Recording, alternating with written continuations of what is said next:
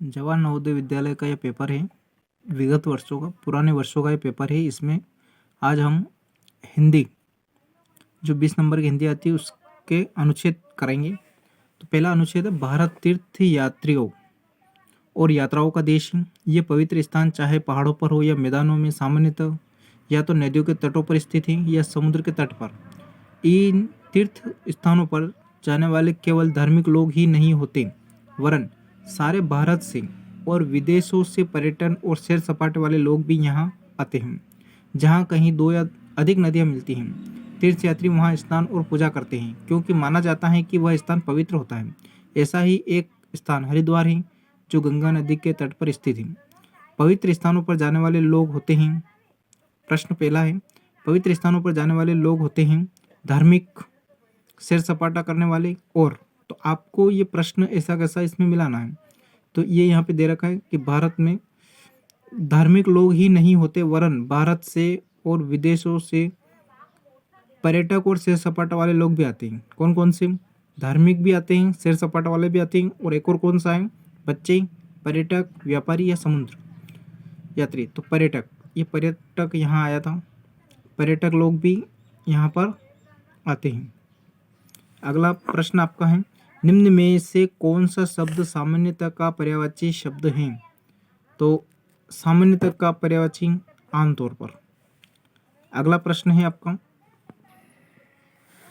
63 वाला प्रश्न है, उस स्थान को पवित्र माना जाता है जहाँ 2 या 2 से अधिक नदियाँ मिलती। इस कथन में शब्द पवित्र का विलोम, तो पवित्र का ईश्वरी, धार्मिक, अपावन या धर्मनिष्ठ। तो अपावन, पवित्र का विलोम उल्टा अपावन। 64 वाला प्रश्न है, जो लोग गंगा नदी में स्नान और पूजा के लिए आते हैं, क्योंकि इसका जल पवित्र होता है, साफ और स्वच्छ होता है, शीतल होता है, स्वास्थ्यवर्धक होता है। तो यहाँ आया था कि वह स्थान पवित्र होता है और इसका जल पवित्र होता है। अगला है, लोग तीर्थ यात्रा पर जाते हैं क्योंकि वे होते हैं उत्सुक, होते हैं धार्मिक, होते हैं खोजी, होते हैं व्रत, होते हैं। तो धार्मिक होते हैं। दूसरा अनुच्छेद है, चबाने की गोंद, च्युइंगम गम की खोज मेक्सिको के जंगलों में मायन लोगों ने 1000 वर्ष पूर्व की थी। किसने की थी? मेक्सिको के लोगों ने, मायन लोगों ने मेक्सिको के जंगलों में। उन्होंने पाया कि एक सेपोडिला के पेड़ से कोई तरल पदार्थ बह रहा है। कौन सा पेड़ है? सेपोडिला। जब वो बाहर निकल आता है तो वह गाढ़ा हो जाता है और इसे चिकल कहते हैं। चिकल किसे कहेंगे? तो एक गाढ़ा पदार्थ है जो पेड़ों से निकलता है, उसे चिकल कहेंगे, जो चबाया जाता है और स्वादिष्ट होता है। आज भी चिकलेरे कहे जाने वाले श्रमिक जो इसको इकट्ठा करते हैं उसको चिकलेरे कहते हैं। तो वह श्रमिक मतलब मजदूर चिकल का संग्रह करते हैं। संग्रह मतलब इकट्ठा करते हैं। चिकल को उसका पानी हटाने के लिए उबाला जाता है। इसके बाद इसके बड़े टुकड़े, प्रत्येक लगभग 30 पाउंड या 14 किलोग्राम के बनाए जाते हैं। इन टुकड़े को गोंद की फैक्ट्री में भेजा जाता है। वहाँ इसे मीठा, नरम, सुगंधित और रंगीन बनाने के लिए अनेक चीज़ों के साथ मिलाया जाता है। बहुत सारे प्रश्न बनेंगे इसमें। प्रश्न देखना 66 वाला, ने चबाने वाली गोंद की खोज की थी। अब ये वाली लाइन आप देखो, किसने खोज की थी? तो चबाने वाले गोंद की खोज मेक्सिको के जंगलों में मायन लोगों ने की थी। तो यहाँ आएगा आपका मायन, इसका आंसर रहेगा सही ए। 67 वाला है, वे श्रमिक होते हैं जो चिकल का संग्रह करते हैं। तो कौन करते हैं? वे श्रमिक होते हैं जो चिकल का संग्रह करते हैं। तो श्रमिक चिकल का संग्रह करते हैं। यहाँ था श्रमिक चिकल का संग्रह करते हैं। अगला है, चिकल के बड़े टुकड़े कहाँ भेजे जाते हैं? तो गोंद की फैक्ट्री में। यहाँ प्रश्न आया था, इन टुकड़ों को गोंद की फैक्ट्री में भेजा जाता है। अगला प्रश्न है, चिकल में बहुत से पदार्थ निम्न में से सभी के लिए मिलाया जाता है सिवाय। इस प्रश्न को अच्छे से समझना, ये गलत हो सकता है। चिकल में बहुत से पदार्थ निम्न सभी के लिए मिलाए जाते हैं, मतलब बहुत सारी चीज़ें मिलाते हैं, लेकिन कौन सी चीज़ नहीं मिलाते? क्योंकि सिवाय आ गया है। सिवाय का मतलब इसको नहीं मिलाते। तो यहाँ मिलाते हैं मीठा, नरम और सुगंधित और रंगीन बनाने के लिए क्या क्या मिलाते हैं? तो देखना, नरम बनाने के लिए तो नरम तो यहाँ आया है, सुगंधित आया है, गाढ़ा शब्द इसमें अभी नहीं आया है, मीठा तो मीठा भी आया है।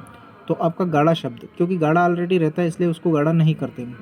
अगला है 70 वाला, इस अनुच्छेद के लिए उपयुक्त शीर्षक चुनिए।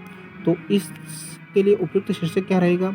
गोंद चिकलरे चिकलरे की कथा या च्युइंगम गम की कथा। तो इसमें आप किसके बारे में कथा पढ़ रहे थे? तो च्युइंगम गम की कथा। यह उत्तर डी वाला सही रहेगा। अनुच्छेद 3 है, अपने बीज, छाल और पत्तियों के औषधि लाभों के कारण नीम के वृक्ष को गांव का औषधालय कहा जाता है। गांव का औषधालय क्या है? तो नीम का वृक्ष। संस्कृत में इसे अरिष्ट कहा जाता है। किसको? नीम के वृक्ष को, जिसका अर्थ है निर्दोष, नष्ट न होने वाला और पूर्ण। कीटों के नियंत्रण में नीम का तेल महत्वपूर्ण भूमिका अदा करता है। कीट और इसका उपयोग मच्छर प्रतिरोधक के विकल्प के रूप में भी किया जाता है, मच्छर भगाने के लिए। नीम के बीजों की खली उर्वरक के रूप में प्रयुक्त होती है। नीम की पत्तियों का लेप चेचक की चिकित्सा के काम आता है। नीम की टहनियाँ, जिन्हें सामान्यतः दातुन कहते हैं, गांव में लोग टहनियों से दातुन करते हैं। गांव में वे दांत के ब्रश के रूप में प्रयुक्त होती हैं। मक्खियों और पशुओं की किलनियों पर उनके नियंत्रण के लिए छाल और जड़ों का उपयोग भी चूर्ण के रूप में किया जाता है। नीम का कितना सारा उपयोग है, वह कहाँ कहाँ उपयोग होता है? तो अब 71 वाला प्रश्न पढ़ेंगे। औषधालय हैं तो कृषि भूमि है, औषध भंडार है, खेल का मैदान है या फार्म हाउस है? तो इसके अकॉर्डिंग आपको पढ़ना है। तो यहाँ पे दे रखा है, बीजों, छालों और पत्तियों के औषधि लाभों के कारण नीम के वृक्ष को औषधालय कहा जाता है। गाँव का औषधालय क्या है? तो औषधालय एक औषध भंडार है। अगला है, नीम के पेड़ का किसानों के लिए उपयोगी भाग। तो नीम का जो पेड़ है उसमें किसान का कौन सा भाग काम में आता है? तो यहाँ पे नीम के बीजों की खली उर्वरक के रूप में प्रयुक्त होती है। तो उर्वरक यानी कि खेतों में डालने वाला उर्वरक है। तो खली, तो खली काहे की होती हैं? बीजों की। तो आपका ए वाला उत्तर सही रहेगा, बीज। निम्न में से कौन सा शब्द निर्दोष का पर्यायवाची नहीं है? निर्दोष का पर्यायवाची कौन है? तो दोष रहित, त्रुटिहीन, कुरूप, बेजोड़। अब इनमें से निर्दोष का पर्यायवाची नहीं है वो ढूंढना है। बाकी 3 निर्दोष का पर्यायवाची, तो निर्दोष, दोष रहित, ये इसका पर्यायवाची है। त्रुटिहीन इसका पर्यायवाची है। बेजोड़ इसका पर्यायवाची है। कुरूप ये इसका पर्यायवाची नहीं है। अगला है 74। अनुच्छेद में शब्द कीट से तात्पर्य। तो कीट फसल नष्ट करने वाले कीड़े मकोड़े, यही तो होते हैं कीट। क्षुद्र व्यक्ति, क्रुद्ध व्यक्ति, यह नहीं है। गंदा पानी, प्रदूषण, इनमें से फसल नष्ट करने वाले कीड़े मकोड़े जो हैं वही आपके कीट हैं। अगला है 75 वाला। गांव में नीम की का उपयोग दांत के ब्रश के रूप में किया जाता है। तो जड़ का, पत्तियों का, टहनियों का या बीज की खलियों का? तो टहनियों का। टहनियों से क्या करते हैं? दातुन। 75 में आपका आएगा टहनिया, सी वाला। चौथा अनुच्छेद है, आखिरी है। अजीत का जन्मदिन था, उसके सभी मित्र और संबंधी एकत्र हुए थे, उसे कई भेंट मिली, भेंट उपहार मिले। उनमें किताबें थी, खिलौने, कपड़े भी थी। अजीत की चाची ने उसे एक आश्चर्यजनक भेंट दी, मतलब एक अलग ही भेंट दी। वह था गुलाब का एक पौधा। किसने दी थी? उसकी चाची ने। अजीत को चाची की भेंट सबसे अधिक पसंद आई और वह भागकर बगीचे में गया और वहाँ उसे रोप दिया। अजीत रोज ही उसे सींचता था, मतलब उसको पानी देता था। वह जो ही सुबह जागता, भागकर देखने जाता कि वह कितना बड़ा हो गया। एक दिन उसने देखा कि 2 छोटी कलियां बाहर झांक रही थीं। वह कलियों को सुंदर पीला गुलाब बनते देख रहा। वह प्रसन्न और रोमांचित था। कौन? अजीत। उसने अपनी माँ की मदद से फूल तोड़े। उसने वे पहले 2 गुलाब अपनी माँ और बहन को भेंट किए। किसको भेंट किए? माँ और बहन को। अजीत ने निर्णय किया कि वह बगीचे में और पौधे भी लगाएगा। पहला है, जन्मदिन पर अजीत की सबसे अच्छी भेंट क्या थी? तो गुलाब का पौधा, यही था। जो ही अजीत जागता वो कहाँ जाता था? पढ़ने प्रारंभ कर देता था, पौधे की ओर दौड़ता था, स्नान करता, स्कूल चला जाता। तो पौधे की ओर दौड़ता था। पहले गुलाब में कितनी कलियाँ आईं? 2, ऊपर पड़ा है। अजीत ने पहले 2 गुलाब किसे भेंट किए? तो अपनी माँ और बहन को। प्रश्न आया था अभी आपके यहाँ पे, आया था माँ और बहन को भेंट किए। रोमांचित शब्द का अर्थ उत्तेजित होना, उदास होना, भयभीत होना, चकित होना। उदास एक अलग है, भयभीत अलग है, चकित अलग। उत्तेजित होना, रोमांचित।